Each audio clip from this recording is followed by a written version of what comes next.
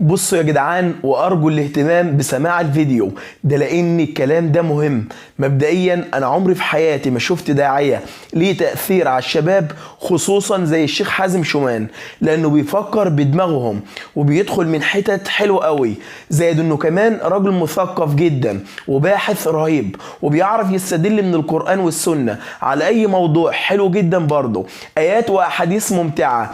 من ضمن الفيديوهات الممتعة اللي سمعتها ليه فيديو عنوانه نفسك تتجوز. شدني عنوان الفيديو فشفت لقيت الراجل بيقول ان في مبدأ في الدين اسمه مبدأ الركعتين.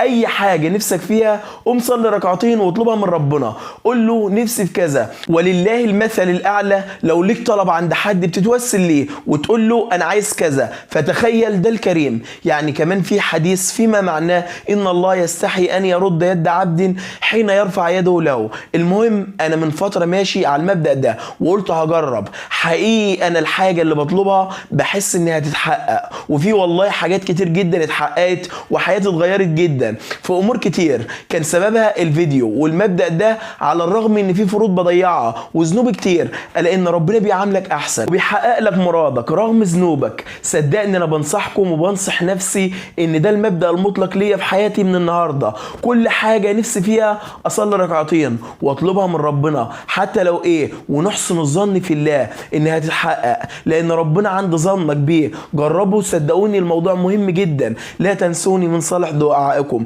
وحاولوا تسمعوا الراجل ده الشيخ حازم شومان، راجل عظيم جدا بكل ما تحمله الكلمة.